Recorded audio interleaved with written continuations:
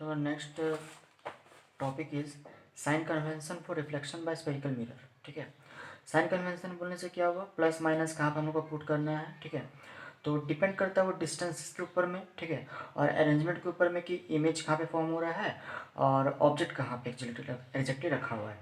So while dealing with the reflection of light by spherical mirrors, we shall follow a set of sign convention.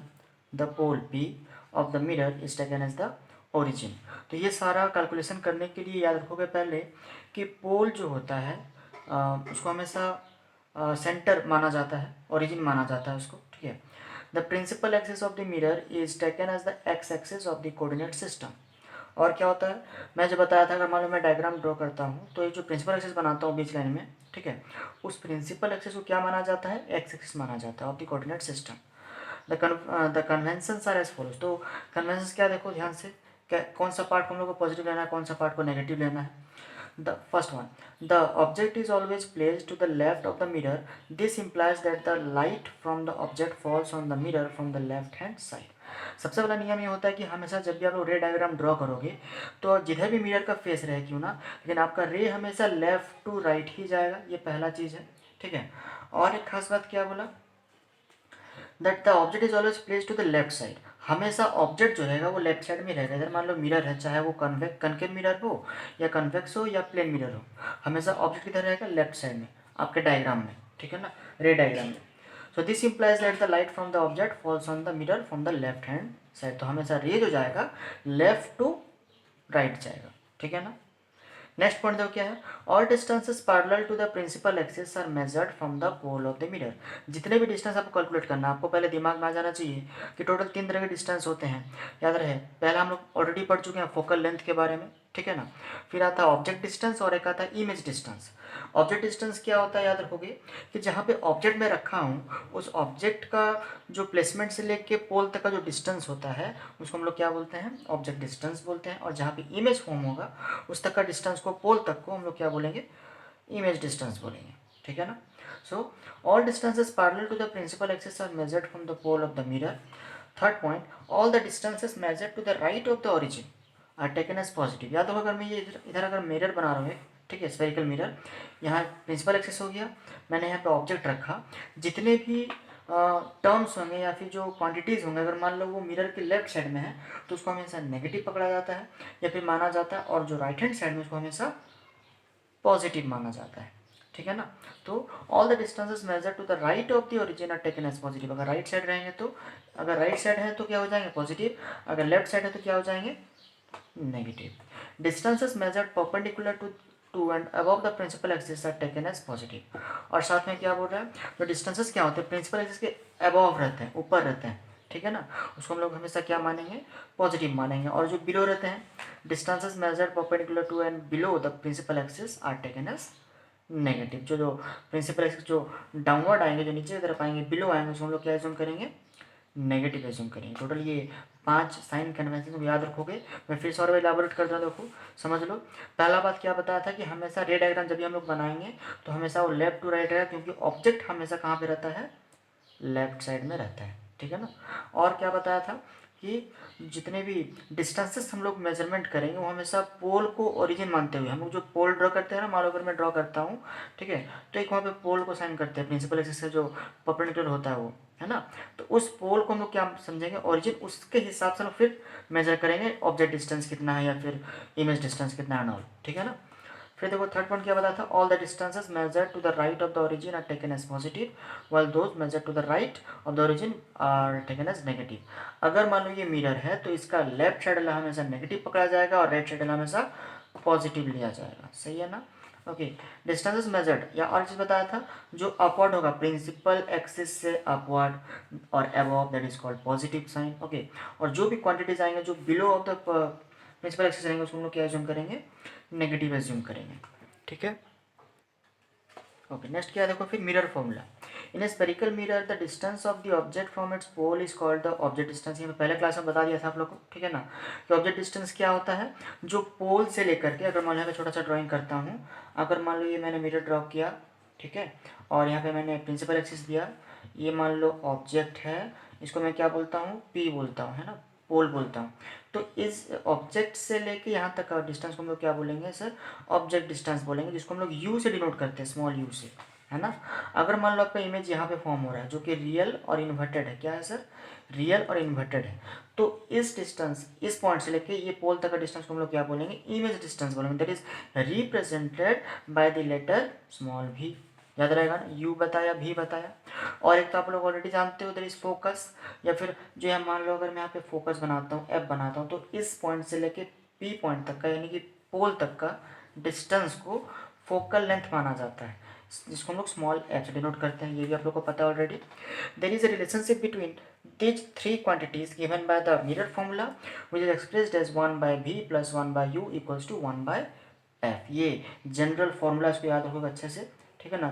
जितने भी आप लोग numericals करोगे सब में आपको ये फॉर्मूला इसको खाली पुट करना है और आंसर पाना है, that is put the value get the answer, that's it. Okay, so this formula is valid in all situations for all spherical mirrors of the object. तो चाहे कोई भी कंडीशन में क्यों ना हो, ठीक है, हर एक कंडीशन में कोई भी स्फेरिकल मिरर के लिए, ऑब्जेक्ट के लिए ये फॉर्मूला को आप पुट करके आराम से इजीली सॉल्व कर सकते हो। उसका इमेज डिस्टेंस क्या होगा, फोकल लेंथ क्या होगा, वगैरह वगैरह। Okay, next go to the magnification. हम लोग जो बात करते हैं कि ऑब्जेक्ट जो जिसका साइज जैसा रहता है ऑब्जेक्ट का, उससे या तो कई बार ऐसा होता है कि इमेज बड़ा हो जाता है, या तो कई बार ऐसा होता है कि छोटा हो जाता है, लार्ज और डिमिनिश्ड, पढ़ाया पहले भी।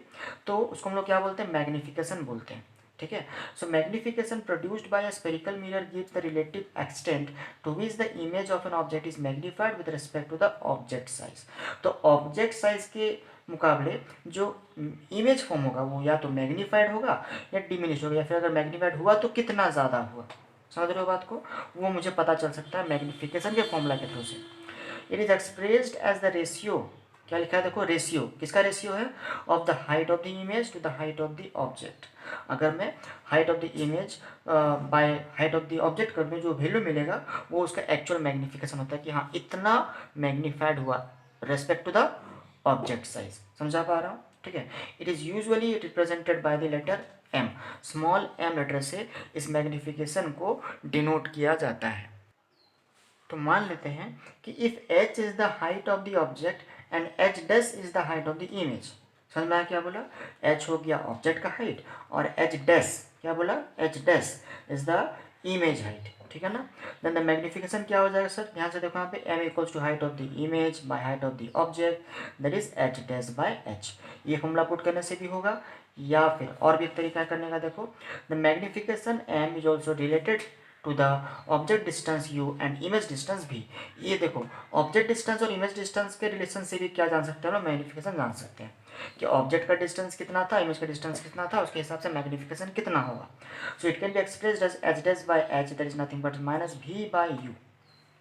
क्या बोला, माइनस v बाय u, जहाँ पे v क्या है, इमेज डिस्टेंस है, u क्या है, ऑब्जेक्ट डिस्टेंस है। इससे भी हम लोग जान सकते हैं इजीली कि कितना मैग्निफिकेशन होगा, ठीक है, इमेज जो फॉर्म करेगा। इसमें ध्यान दो एक चीज़, मैंने यहाँ पे माइनस पुट किया है, ठीक है ना, इसका रीज़न क्या है, ठीक है, माइनस देने का रीज़न क्या है, देखो यहाँ पे नोट दिया हूँ, the height of the object is taken to be positive as the object is usually placed above the principal axis.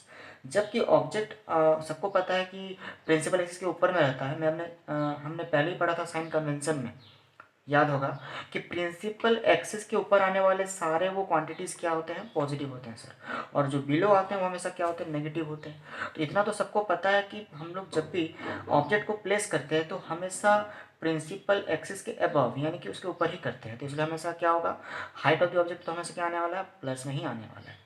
लेकिन जो इमेज फॉर्म होता है वो may be positive may be negative हो सकता है। The height of the image should be taken as positive for virtual image and negative for the real image. अगर मान लो मिरर अगर मैं यहाँ पे बनाता हूँ, अगर जो इमेज फॉर्म अगर मान लो लेफ्ट साइड में क्रिएट होता है तो वो नेगेटिव माना जाता है, हम लोगों ने ऑलरेडी साइन कन्वेंशन में पढ़ा है। अगर लेफ्ट साइड में क्रिएट हुआ तो नेगेटिव, अगर राइट साइड में क्रिएट हुआ तो पॉजिटिव, है ना। तो इसलिए पहले से यहाँ पे एक माइनस साइन दिया हुआ है। अगर मान लो वो रियल इमेज होता है, ठीक है, चलिए क्या लेंगे हम लोग, नेगेटिव लेंगे, ठीक है। तो मुझे इजीली पता चल जाएगा, अगर मुझे वैल्यू प्लस में मिलेगा तो क्या हो जाएगा मेरे लिए, that will give a sign, okay, कि मैग्निफिकेशन जो हुआ है और जो इमेज जो फॉर्म हुआ उसका नेचर एक्चुअली क्या है। मैग्नीफाइड तो मुझे यहाँ से पता चल, यहाँ चलो मैग्नीफाइड हुआ है और इतना मात्रा में हुआ है, साथ में ये भी पता चल जाएगा कि वो रियल इमेज हुआ ना वर्चुअल इमेज हुआ। मैं जब इसके बारे में न्यूमेरिकल्स कराऊंगा तो आप लोग को इजीली समझ में आ जाएगा कि मैं इसका कैसे इस्तेमाल करता हूँ इस माइनस का। ठीक है ना। बट अभी के लिए याद रखोगे कि माइनस और ये प्लस जो होता है जनरली ये बताता है सिर्फ कि वो रियल इमेज है या फिर वर्चुअल इमेज है। Okay okay, now welcome to the new topic that is refraction of light. Okay, refraction of light क्या है, देखो अच्छे से समझोगे, बहुत ही इंटरेस्टिंग चीज़ है और बहुत ही अच्छा चीज़ है। आप लोग देखते होगे बहुत बार हम लोग जब भी पानी में कोई पत्थर को देखते हैं तो हमको लगता है कि नहीं, उसका डिस्टेंस एक्चुअल डिस्टेंस से ज़्यादा करीब नज़र आता है, होता होगा बहुत बार ऐसा। ठीक है, तो इसका कुछ एप्लीकेशन में मैं लिख के रखा हूँ जो देखते हैं हम लोग। देखो यहाँ पे लिखा हुआ the stone at the bottom of water tub appear to be raised, है ना, कुछ हद तक नज़दीक नज़र आता है वो या फिर रेज्ड, है ना। तो a fish kept in aquarium appear to be bigger than its actual size, जो एक्चुअल साइज होता है फिश का उससे काफ़ी हद तक वो बड़ा नज़र आता है। ठीक है ना, एक्वेरियम के अंदर अगर आप लोगों ने देखा हो एक्वेरियम, तो उसमें फिश का साइज जो रहता है एक्चुअल साइज से कुछ हद तक बड़ा नज़र आता है। और ये सब किसकी वजह से हो पाता है, सिर्फ और सिर्फ रिफ्रैक्शन की वजह से हो पाता है सिर्फ। ओके, सो पढ़ते हैं हम लोग। देखो क्या लिखा हुआ है रिफ्रैक्शन के बारे में।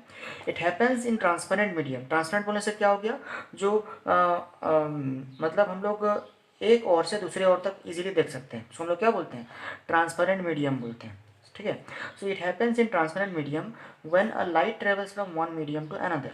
वन मीडियम टू अनदर बोलने का मतलब क्या है, देखो हम लोग यहाँ पढ़ेंगे दो मीडियम के बारे में। एक मीडियम होता है रेयर मीडियम और दूसरा मीडियम होता है डेंसर मीडियम। डेंसर मीडियम किसको बोलेंगे, फिर याद रखोगे पानी जो एक तरह का होता है, वाटर हो गया, ऑयल हो गया, किरोसिन हो गया, ये सब क्या होता है, एक तरह के डेंसर मीडियम होते हैं। और एकमात्र जो एयर होता है जो क्या होता है वो रेयर मीडियम होता है, जहाँ पे नॉर्मल लाइट जो होता है अपना नॉर्मल स्पीड से फ्लो करता है या फिर मूवमेंट्स करता है, जो हम लोग बोलते हैं 3 × 10⁹।